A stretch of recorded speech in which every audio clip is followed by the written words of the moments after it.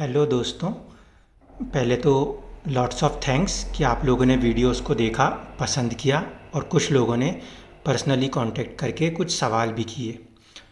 आज जो मैं टॉपिक डिस्कस करूँगा वो एक दोस्त का पूछा हुआ सवाल ही है। तो मैंने सोचा ये सभी को पूछना चाहिए और सभी को इस बारे में जानकारी होनी चाहिए। उनका सवाल ये था कि मैं अगर कोई लगन बनाता हूँ तो क्या हमारी धरती का कोई लगन बन सकता है, कोई फिक्स्ड पॉइंट बन सकता है? तो मेरा इस पे एक जवाब है कि हो तो सब कुछ सकता है, क्योंकि हमने कहा है कि लगन एक डिग्री है। अगर कोई मैथमेटिकल टूल अर्थ की कोई एक पर्टिकुलर डिग्री पोजीशन को बना दे और उस पोजीशन के कंटेक्स्ट में हम कोई एनालिसिस करें तो ये पॉसिबल है। बट मेरे जैसे आम आदमी के लिए ये इस समय एक सिर्फ थॉट प्रोसेस है, क्योंकि अर्थ अपने आप में एक बहुत ही वास्ट स्ट्रक्चर है। तो जब हम उसको एक पॉइंट स्ट्रक्चर के फॉर्म में कंस्ट्रक्ट करेंगे तो उस कंडीशन में हमारे जो रेफरेंसेस होंगे वो चेंज हो जाएंगे, क्योंकि बर्थ चार्ट के अंदर हम जो रेफरेंस लेते हैं वो लॉन्गिट्यूड और लैटीट्यूड को ले रहे होते हैं, वो अर्थ के ऊपर ही मौजूद होते हैं। इसलिए पॉसिबल तो है, बट जब कोई ऐसा मैथमेटिकल टूल आ जाएगा तो ये हो पाएगा। उनका दूसरा कंसर्न ये था कि दुनिया में जो चीज़ें होती हैं करंट अफेयर्स के तौर पे, तो क्या इनको भी हम प्रिडिक्ट कर सकते हैं? तो मैं कोशिश करता हूँ कि आज के टाइम के कोरोना को लिंक करने की कोशिश करूँगा वर्ल्ड वॉर 1 और वर्ल्ड वॉर 2 से। कैसे प्लैनेट्स की एनर्जियाँ आपस में इंटरेक्ट करती हैं और उसकी वजह से जो एनर्जियाँ प्रोड्यूस होती हैं वो कुछ ना कुछ चेंजेस को लेकर आती हैं। तो आइए वीडियो को शुरू करते हैं। सबसे पहला चार्ट जो हम देख रहे हैं, इसके अंदर मैंने जो लोकेशन ली है वो है फ्रांस में, पेरिस सिटी को लेके मैंने ये चार्ट को डेवलप किया है।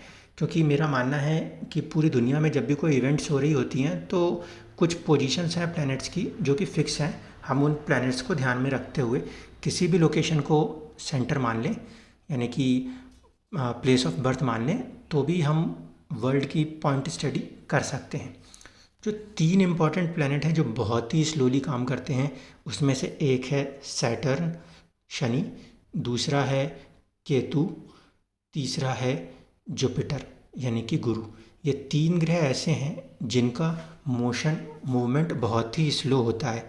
इस कारण से जब कभी भी हमें स्टडी करनी होगी कि वर्ल्ड लेवल पे कोई इवेंट हो, तो ऐसे प्लैनेट्स चाहिए जो बहुत लंबे समय तक किसी एक राशि के अंदर स्थित होते हों। और ये 3 ग्रह सबसे ज़्यादा लंबे समय तक स्थित रहते हैं। शनि 2.5 साल, केतु 1.5 साल और गुरु 1 साल। बाकी के सारे प्लैनेट्स जो हैं ये 45 डेज़, कुछ 2.5 दिनों में इस तरीके से चेंज होते रहते।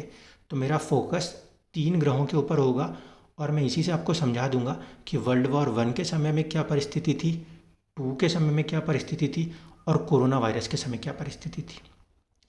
जब हम वर्ल्ड वॉर 1 के समय की ये कुंडली को देखेंगे तो हम देखते हैं कि शनि और केतु, इन दोनों का कंबाइंड एस्पेक्ट हमारे को मिलता है इस राशि में, जो कि 9 नंबर है। शनि की जो 7th एस्पेक्ट होगी वो इस पे आएगी और केतु जो है वो अपनी 5वीं दृष्टि से इसको देखेगा। इस राशि के अंदर 9 नंबर की जो राशि होती है, इसमें एक नक्षत्र आता है जिसे हम कहते हैं मूला नक्षत्र यानी कि रूट।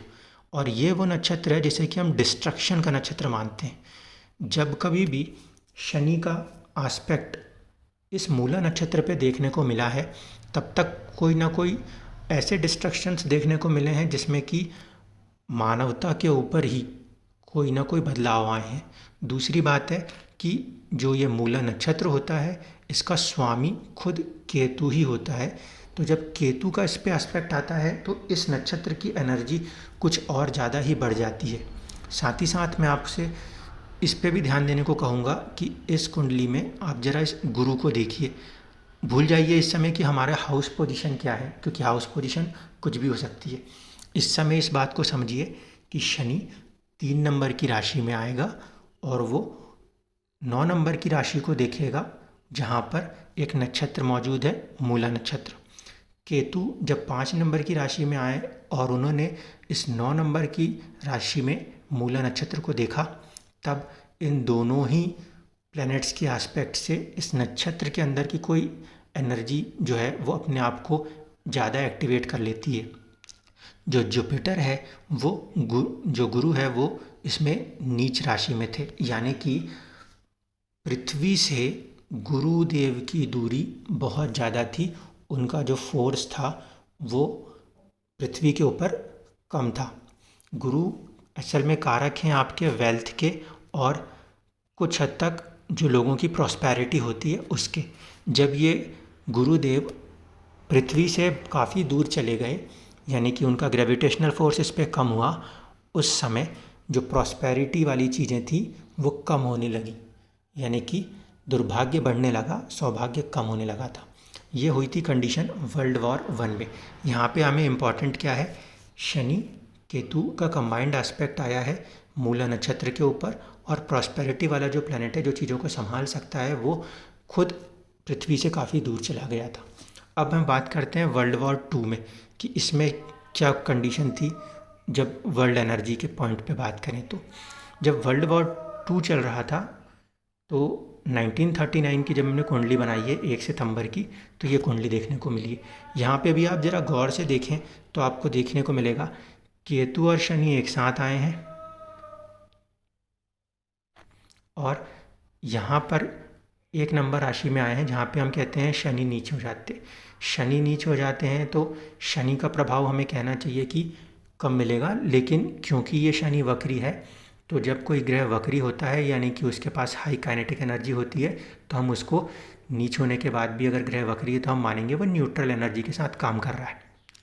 तो ये केतु और शनि की एनर्जी कहीं ना कहीं आपस में लिंक हुई, और इन दोनों का मिक्स्ड एनर्जी का एस्पेक्ट फिर आपको देखने को मिलेगा ये 9 नंबर की राशि जहाँ पे मूल नक्षत्र आता है।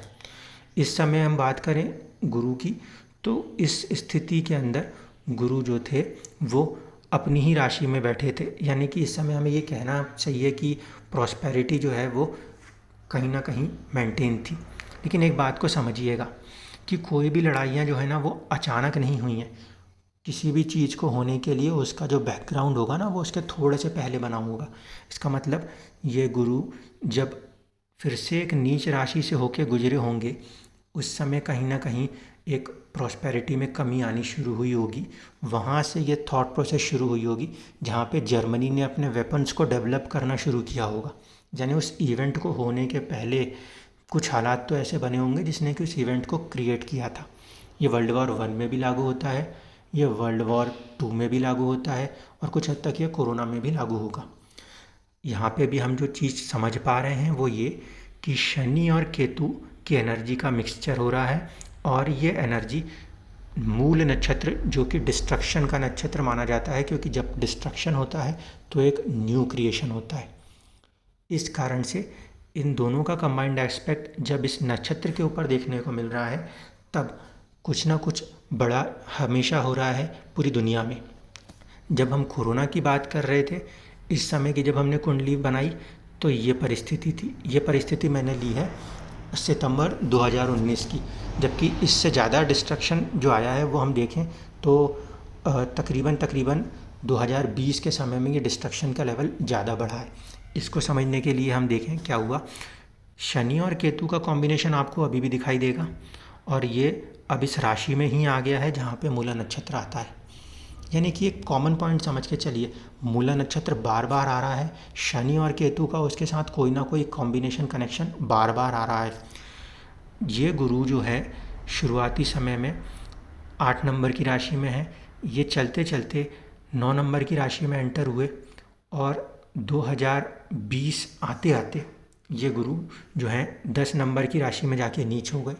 यानी कि 2019 से शनि केतु के कॉम्बिनेशन इस नक्षत्र में फॉर्म हुआ। यहाँ से जो इस नक्षत्र की एनर्जी है वो एक्टिवेट हुई है, और धीरे धीरे कहीं ना कहीं से ये वायरस डेवलप होना शुरू हुआ। इसके बाद जब ये जुपिटर इस राशि में आया तो जुपिटर क्योंकि इसी साइन का लॉर्ड है और एक्सपेंशन का कारक है, तो हमने देखा कि धीरे धीरे करके बीमारी जो है वो फैलनी शुरू हुई है। इसके बाद जब ये गुरु 10 नंबर की राशि में आएंगे, यानी कि पृथ्वी से वो दूर जा रहे थे और 10 नंबर की राशि में आने का मतलब है वो बिल्कुल दूर चले गए। जब ऐसी परिस्थिति बनी तो प्रॉस्पेरिटी में कमी आई, क्योंकि हमने देखा कि लोगों के जॉब कट्स हुए, उनकी सेविंग्स में कमी आई। कहीं ना कहीं धन के कारक जो गुरु हैं उसका असर हमें देखने को मिला है। तो इस बात को हम समझ लें कि पूरी की पूरी दुनिया में ये 3 ग्रह क्योंकि बहुत लंबे समय तक एक जगह बैठते हैं, इन 3 ग्रहों का, केतु के साथ साथ आप राहु को भी ले सकते हैं, इन 4 ग्रहों का जब कभी भी कोई ना कोई लिंकेज फॉर्म होता है और वो किन्हीं पर्टिकुलर नक्षत्रों से फॉर्म होता है, उन समय पर जाकर हमें हमेशा दुनिया में कहीं ना कहीं कोई ना कोई परेशानियां देखने को मिलती हैं। उनका जो इंटेंसिटी होती है वो अलग अलग हो सकती है, क्योंकि एक बात को हमेशा ध्यान रखिए, ये तीनों ही इवेंट में एक कॉमन फैक्टर है। ये लड़ाइयाँ शुरू कहीं और से हुई थी, धीरे धीरे करते करते इन्होंने पूरी दुनिया को अपनी जद में ले लिया। इसका मतलब कि जब मैं आपसे कहता था अर्थ का रोटेशन होता है, तो जैसे जैसे वो रोटेट हो रही होती है और साथ साथ रिवॉल्व हो रही होती है, यानी महीने बदलते हैं, दिन बदलते हैं, तो अर्थ के ऊपर मौजूद हर एक लॉन्गिट्यूड और लैटिट्यूड के जो डायमेंशंस हैं, यानी उनकी जो पोजीशंस हैं, वो अर्थ के चारों तरफ बनी हुई राशियों के हिसाब से धीरे धीरे करके बदलती हैं। इसीलिए कोई भी चीज़ किसी एक जगह पे एक समय स्टार्ट होती है जहाँ पे उसकी इंटेंसिटी बहुत ज़्यादा थी, वहाँ से धीरे धीरे करके ये स्प्रेड होते हैं और स्प्रेड होते होते फिर एक बड़े लेवल पे पूरे वर्ल्ड में फैलते हैं। पूरे वर्ल्ड में फैलने का कारण ये होता है कि जुपिटर, सैटर्न और केतु एक लंबे समय तक के लिए किसी एक जगह पे मौजूद होते हैं। इसकी वजह से वो बीमारी एक लोकल एरिया में नहीं होती, या वो लड़ाइयाँ एक लोकल एरिया में ना होके पूरी दुनिया में फैल जाया करती हैं। हमेशा ये वॉर ही होंगी ऐसा मैं नहीं कह सकता, क्योंकि किसी भी चीज़ के होने के n नंबर ऑफ वेज होते हैं। इस कारण से हम इस एनर्जी को देख के ये बोल सकते हैं कि कुछ प्रॉब्लम आने वाली है, हम ये एग्जैक्ट नहीं कर पाते कि ये प्रॉब्लम का एक्चुअल रीज़न क्या होगा। It can be a virus, it can be a nuclear attack और एनीथिंग, बट हम ये मानते हैं कि ये जो शनि और केतु, इनका कंबाइंड कॉम्बिनेशंस या इनका किसी भी तरीके से मूला नक्षत्र को एक्टिवेट करना एक चीज़ को दर्शाता है। वो चीज़ होती है ट्रांसफॉर्मेशन। ट्रांसफॉर्मेशन इसलिए क्योंकि जो मूला नक्षत्र है वो डिस्ट्रक्शन का तो ज़रूर एक सिग्निफिकेटर है, लेकिन वो एक न्यू क्रिएशन की बात करता है। वर्ल्ड वॉर 1 के बाद दुनिया का वर्ल्ड ऑर्डर चेंज हुआ, एक नई टेक्नोलॉजी की तरफ दुनिया आई। जब सेकेंड वर्ल्ड वॉर क्रिएट हुई तो हमने देखा कि एक वर्ल्ड ऑर्डर में चेंज आया, दुनिया में फिर कुछ नए तरीक़ों से बदलाव आए, और अब जब ये कोरोना आया है तो अब फिर देख रहे हैं कि अब दुनिया फिर एक नए तरीके से आगे बढ़ रही है। हम उसको टेक्नोलॉजी के अंदर चेंजेस के तौर पे देख सकते हैं, या मॉडर्न वर्ल्ड में एक न्यू इकोनॉमिक वर्ल्ड ऑर्डर के तौर पे देख सकते हैं। मगर जब जब शनि केतु का कॉम्बिनेशन इस नक्षत्र से बना है, इसने एक डिस्ट्रक्शन दिया है, बट इसके बाद की दुनिया एक पॉजिटिव वे में कुछ ना कुछ बदली ज़रूर है। मुझे उम्मीद है कि अब आपको ये बात समझ आई होगी कि जब हम पूरे दुनिया के प्रोस्पेक्ट में देख रहे हैं तो मैं उसकी कुंडली इसलिए नहीं फॉर्म कर सकता क्योंकि उस समय उस जगह का जिसे मुझे रेफरेंस लेना होगा वहाँ का लॉन्गिट्यूड और एटीट्यूड मेरे पास नहीं है। बट फ्यूचर में स्पेस में जाकर अगर कोई साइंटिस्ट उनकी पोजीशन को फिक्स कर देंगे तो शायद वो उसकी भी एक एग्जैक्ट कुंडली बना देंगे। जहाँ तक बात थी कि क्या हम करंट अफेयर्स या वर्ल्ड अफेयर्स को समझ सकते हैं, तो हाँ, हम समझ सकते हैं। कंडीशन ये है कि जो बड़े ग्रह हैं उनकी एनर्जी को और साथ ही साथ नक्षत्रों में उनके होने वाले बदलाव को अगर हम समझ लें तो सब कुछ हो जाएगा, क्योंकि दुनिया में सब कुछ जो चल रहा है वो एनर्जी से ही चल रहा है, और एनर्जी अगर कम होगी तो चीज़ें लो होंगी, एनर्जी कहीं ज़्यादा होती है तो हाइपर इंटेंसिटी से चीज़ें ख़राब होती हैं। तो सारी चीज़ें सिर्फ एनर्जी का ही कंसेप्ट है। इसीलिए यस, पूरी दुनिया के किसी भी वर्ल्ड अफेयर को एस्ट्रोलॉजी के थ्रू समझा जा सकता है। ये एक रिसर्च की बात है कि हम उसको कितना ज़्यादा डेवलप कर पाते हैं ताकि हमारी जो प्रिडिक्शन है, हमारी जो एक प्रिसीजन है किसी चीज़ को लेके, वो डेवलप होती है। तो आई होप कि आपको ये बात समझ में आई होगी, एंड थैंक्स। आगे भी आप और ज़्यादा सवालों के साथ आगे आते रहिएगा। धन्यवाद।